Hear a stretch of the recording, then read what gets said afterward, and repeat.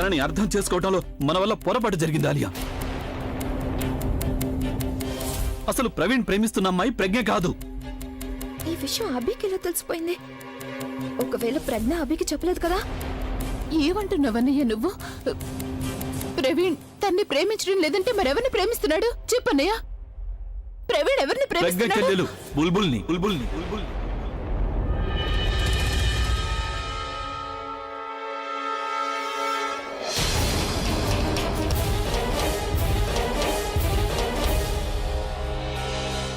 నువ్వెవరు? ఇక్కడేం చేస్తున్నావు? నేను బుల్బుల్ ప్రజ్ఞ కజిన్ని. నాకు పెళ్ళైపోయింది. ఆడపెళ్లి వాళ్ళంటే కాస్త అణుకుగా ఉండాలి. అమ్మాయిని ఇస్తున్నాం, మేమేం తీసుకోవడం లేదు, భయపడుతూ ఉండడానికి.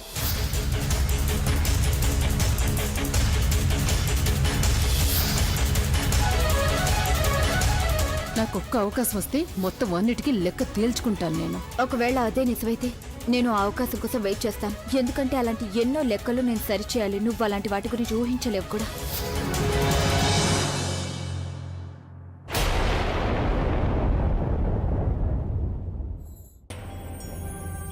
వాళ్ళ ప్రేమ విషయాన్ని స్వయంగా ప్రవీణ్ బుల్బుల్లే నా ముందు ఒప్పుకున్నారు. తనేమో వాళ్ళు పారిపోవడానికి సాయం చేసింది.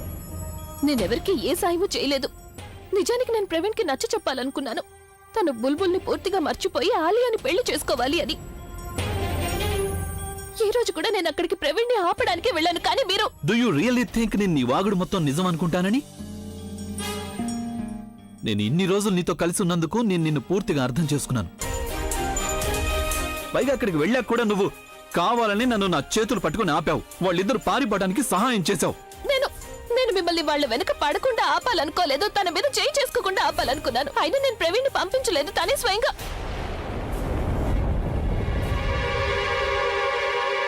మీకు నా మీద నమ్మకం లేదు కదా? మీరు తను అడగండి. తనకి మొత్తం అంతా తెలుసు. అడగండి. తన లెటర్ చదివింది. ప్రవీణ్ రాసిన లెటర్ లో మొత్తం అంతా రాసింది. మీకు నిజం తెలుసు కదా, మరి మీరెందుకు నిజం చెప్పడం లేదు?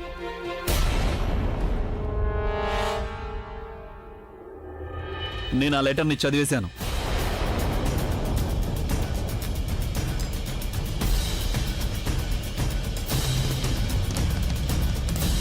నీ గురించిన నిజం ఇప్పుడు అందరికీ తెలిసిపోయింది.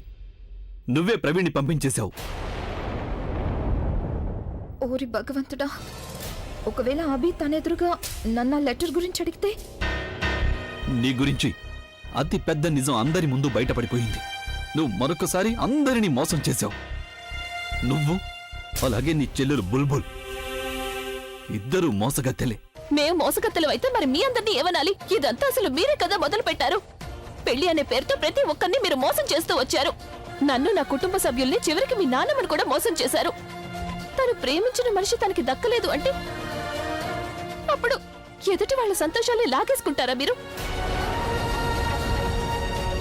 ప్రేమించిన మనిషిని బలవంతంగా పెళ్లి చేసుకుంటారా? అసలు ఇదెక్కడ న్యాయం చెప్పండి? అయినా మీరేం చేశారు? మీరు పగ తీర్చుకోవడం కోసం భార్య స్థానంలో ఒక పంచింగ్ బ్యాగ్ ని తీసుకొచ్చారు. ఎవరికి ఎప్పుడు కోపం వచ్చినా వచ్చి నా మీదే తీర్చుకుంటారు. మీకు మీ చెల్లెల బాధ కనిపిస్తుంది, కానీ నా చెల్లెల బాధ నాకు కనిపించకూడదా? మీరు మీ నాన్నమ్మ గురించి ఆలోచిస్తారు, మరి మా నాన్నమ్మ గురించి ఎందుకు ఆలోచించడం లేదు? మీరు ఒక్కసారి కూడా ఆలోచించలేదా? మీరు ఇంతమంది జీవితాలతో ఆడుకుంటే ఆ ప్రభావం స్వయంగా మీ జీవితం మీద పడుతుంది అని? నిజం చెప్పండి, మీకు ఒక్కసారి కూడా అనిపించలేదా మీరు చేస్తున్నదంతా తప్పు అని? నువ్వు ఇప్పుడు దయచేసి తప్పుల గురించి ప్రవచనాలు ఇవ్వకు. నాకు అర్థమైందా? అయినా ఏ అన్నయ్య అయితే తన చెల్లెల్ని ప్రేమిస్తాడో ఆ అన్నయ్య తన చెల్లెల కోసం ఏమైనా చేయడానికి సిద్ధపడతాడు. నేను అదే చేశాను. నా వల్ల ఒక పొరపాటు జరిగింది. నేను నీ చెల్లెలికి బదులుగా నిన్ను ఇరికించాను. సరే, నేనేదో తెలియక పొరపాటు చేశాను, కానీ మీరంతా ఏం చేశారు? ప్రతి తప్పుని మీరు కావాలనే చేశారు. అన్నింటికంటే మొదటి తప్పు ప్రవీణ్ తనకి ఎంగేజ్మెంట్ అయిపోయిన తర్వాత కూడా ఒక అమ్మాయిని ప్రేమించాడు. అలాగే నీ చెల్లెలు ఏం చేసింది? ఆల్రెడీ ఎంగేజ్మెంట్ అయిపోయిందని తెలిసిన తర్వాత కూడా ఒక అబ్బాయిని తను ప్రేమించింది.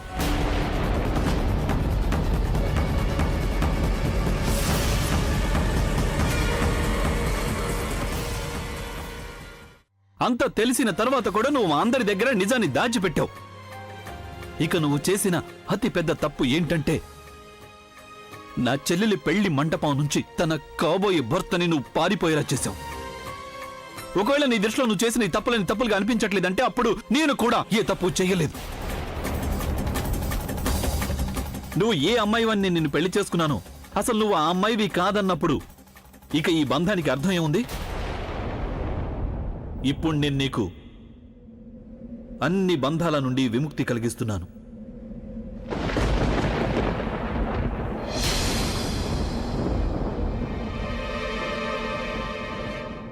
ఇక మనిద్దరి మధ్య కేవలం ఒకే బంధం ఉంటుంది, ద్వేషంతో కూడిన బంధం.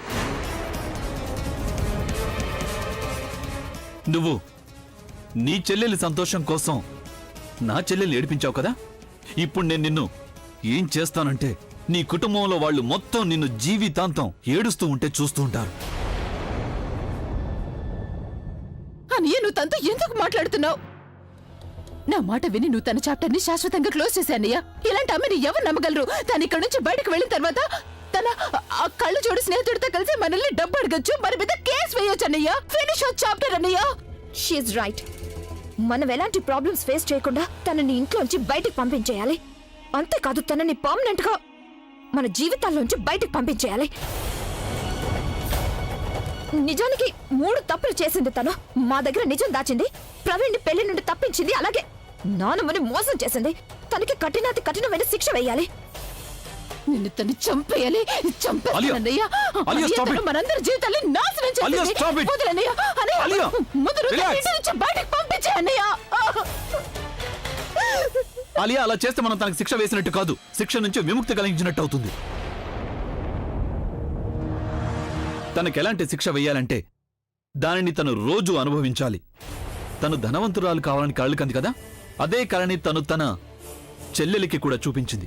అందుకే ఇప్పుడు నేను తన నిజ స్వరూపం గురించి తన కుటుంబం మొత్తానికి చెప్పేస్తాను.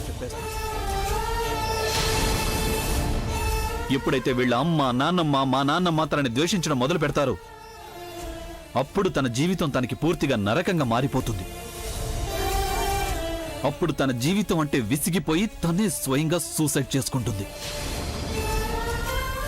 దానికి ప్రారంభం నేను మా నాన్నమ్మతో చేస్తాను. నాన్నమ్మకి తన గురించి పూర్తిగా నిజం చెప్పేస్తాను. ఇదే తనకి సరైన శిక్ష అవుతుంది. ఎవరు చేసిన తప్పుకి వాళ్ళే శిక్ష అనుభవించాలి.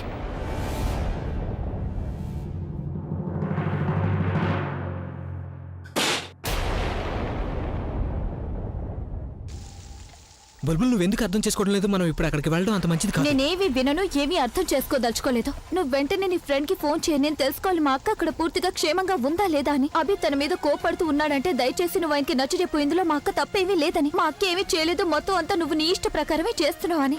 బుల్బుల్, అభికి ఫోన్ చేయడానికి నాకు ఎలాంటి అభ్యంతరం లేదు, కానీ తను ప్రస్తుతం ఎంత కోపంగా ఉన్నాడంటే నేనేం చెప్పినా వినడు. నువ్వు చూసావు కదా తను నాతో ఎలా బిహేవ్ చేశాడు. ప్రవీణ్, నాకు అదంతా తెలీదు, నేనేవి విందలుచుకోలేదు. నువ్వు ఇప్పుడే అభికి ఫోన్ చేయి. ఆలోచించొద్దు, ప్లీజ్ ఫోన్ చేయి.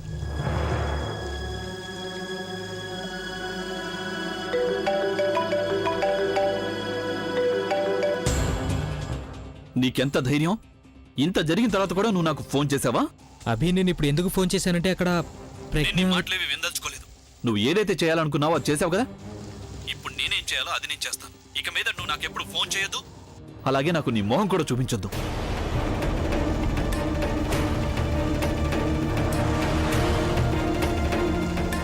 చెప్పాను కదా నేనేం చెప్పినా తను వినిపించుకోడని.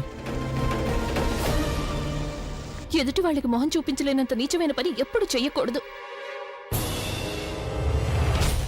ఎంత త్వరగా మాట మార్చేశారు. 1 నిమిషం నాతో ప్రేమగా మాట్లాడారు, కానీ రెప్పపాటులోనే మాట మార్చేశారు. చూడు, నాకు నీ మీద పర్సనల్ గా ఎలాంటి శత్రుత్వం లేదు. నాకు ఏ దారి లేక ఇలా చేయాల్సి వచ్చింది.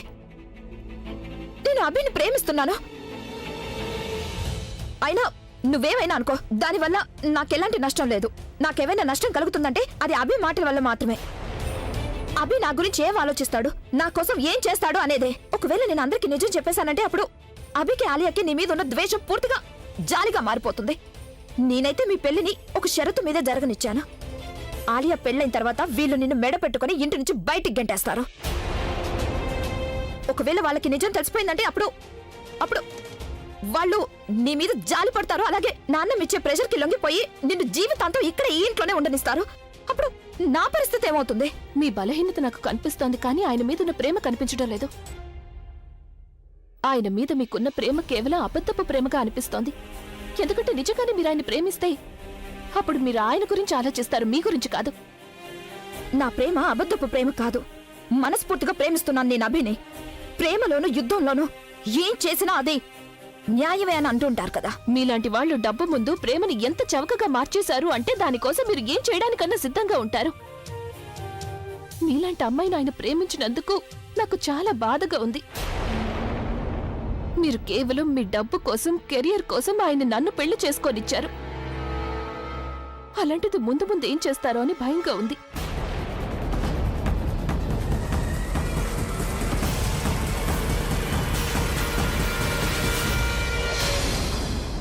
నానమ్మా, రాబిన్, ఎస్ సార్. నానమ్మ ఎక్కడా? సార్ నేను ఆవిడ్ని గెస్ట్ రూమ్కి వెళ్తుంటే చూశాను. నానిని కలవడానికి వెళ్ళుంటుంది.